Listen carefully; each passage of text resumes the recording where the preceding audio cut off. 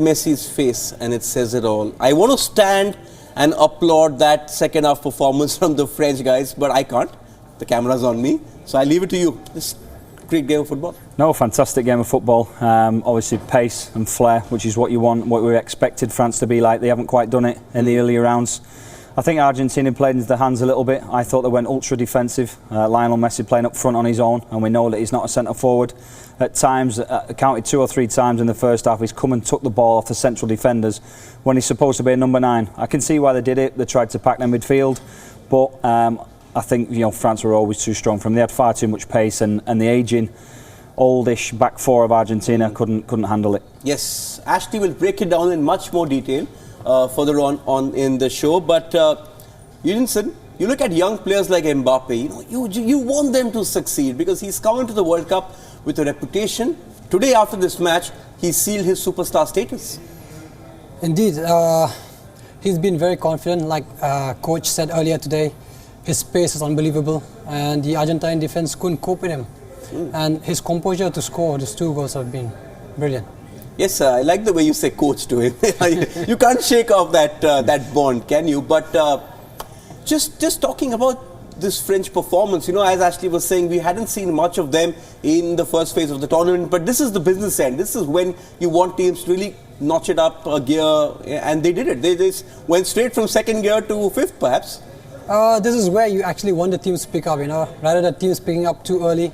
This is where the motivation, they're only going to get better, like we said earlier. They've got a quality in the squad that is, very high. And yeah, you could see a performance like that coming. Okay, perhaps you saw it coming. Perhaps that explains a shade of blue on your t-shirt, Ashley. I think he knew what was coming. But let's just pause and look at this Argentine team. You look at those faces at the end. You look at Messi, you look at Mascherano. It's an end of an era, in a sense, for Argentine football. I mean, Kun Agüero, Di Maria won't be around when the next World Cup comes. Well, I think it's only going to get worse, if I'm being honest. The reason this Argentinian side has been good in the past is from the youth level. I think 2007 down, I think they won the under-20 World Cup championships 4 or 5 times with the youth that have come through, and a lot of them have progressed into the first team. Since I think in 2009, 2010, they didn't even qualify for the 20 World Cup. So it's telling you that underneath them, there's nothing actually coming through.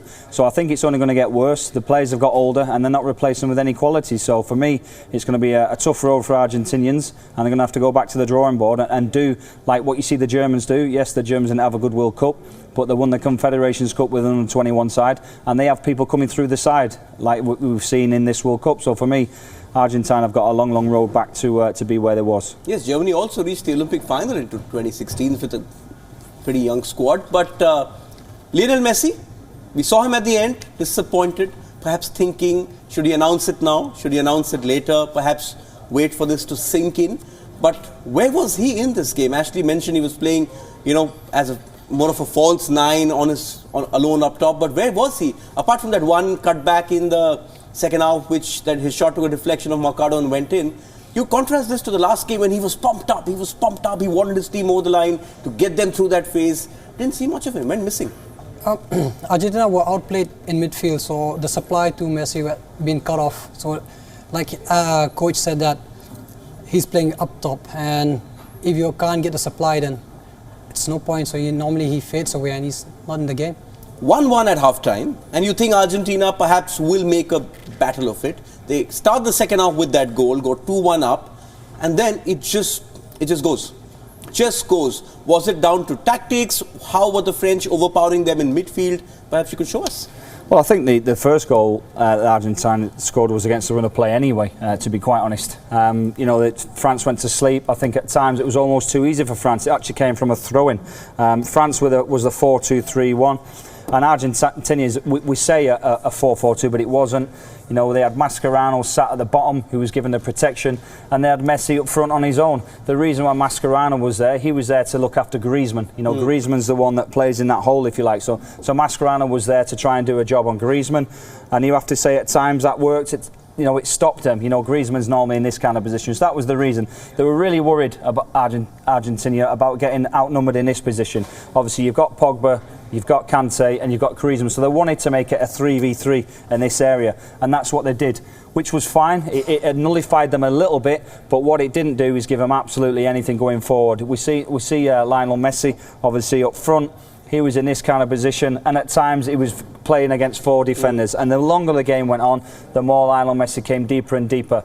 The big thing that France wouldn't be happy with is what they're really good at in the midfield. They have Kante and they have Pogba, and they sit in front of the back 4. But the goal that actually they scored, Argentina, Pogba found himself wide, caught on a throw-in. Kante was deep over here, and obviously Di Maria, he got the ball in this kind of range, and we all know what else he did. He scored a goal against the runner play. But for me, once the game progressed, France showed their dominance. They had lots of athleticism. Pogba was making breaking runs, and obviously Mbappe tortured them.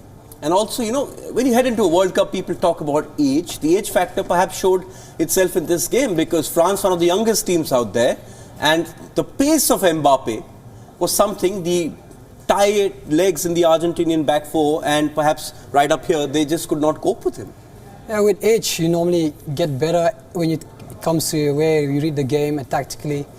But physically, you're being caught. I mean, their pace, strength, you can't just keep up with the younger lads. Yeah, one of those great World Cup goals. Remember Michael Owen? Perhaps in 1998, Diego Maradona running from his own half, scoring that goal against England. The second goal, not the first one, which you guys won't like to remember much. But just that the quality of that run, just took it from somewhere in his half, ran all the way. They just couldn't get anywhere near him the first goal. Yeah, I think what killed them was, Argentina was in possession, so their back 4 was up the pitch. You know, they're around about the bottom of the centre circle, if you like. And Mbappe picked the ball up probably 30, 40 yards from his goal, and he had a lot of space to attack and a lot of space in behind. And once he knocks that ball out of his feet and he's in a foot race, he'll beat most people, and that's the reason he looks so electric. You know, his run, it must have been 60 metres long, which is why the reason we're starting to hear him about hitting 40 kilometres an hour or whatever it was, because he had the space to run into, which should have been unlike Argentina. If Argentina had any chance of, if they're setting up with a 4-1-4-1, they should have defended on the edge of the box and not allowed any space in behind, because that played into the French hands. Okay, and there was the point when Argentina went 2-1 up. You thought perhaps the script is changing now. We're going to see a turnaround in fortunes. Maybe they will nick it at the end. But that one moment of magic turned it around. No? That goal from Pavard was absolutely outstanding. It reminded me of the Nacho goal in the Spain-Portugal game. The technique was obviously exquisite, and it came at the right time. I think if it had gone a little longer, Argentina might have settled down and maybe defended better. But it had come at the right time, and France used that as momentum to get back, and they never looked like turning back. 3 scorers for France: Mbappe, 2 of them, Griezmann and Pavard. For Argentina, all 3 scorers aged 30 and above. 2 of them in the France ones were under 22. One is 27. Does that explain also what was going on? Not really. For me, like, age is up.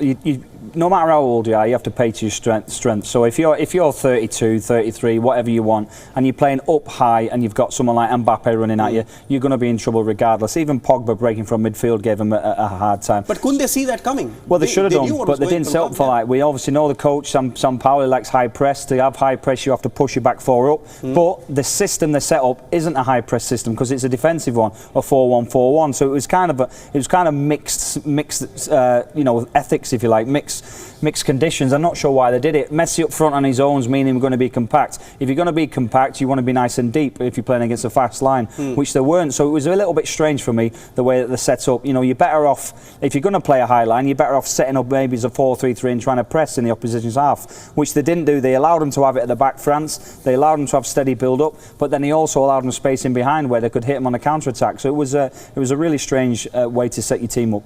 We were waiting for this France to turn up, Eugene, and now that they have turned up, this is going to be great for the tournament to see this kind of attacking football.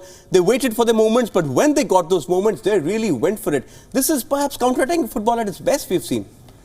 Yeah, they've used it to its strengths. They've got a pace, they've got a quality going, moving up front, and they've got a sturdy defense as well. So we are very delighted that France have actually come up, and I'm hopeful. One final question, Ashley. Do you see Messi announcing his retirement tonight or in a couple of days?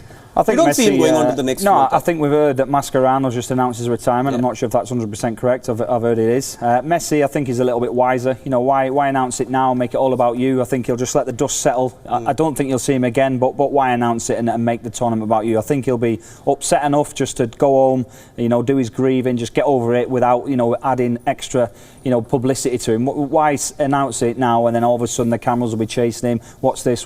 Just leave it. Let the dust settle. And then you'll see in the next couple of weeks that it'll come out.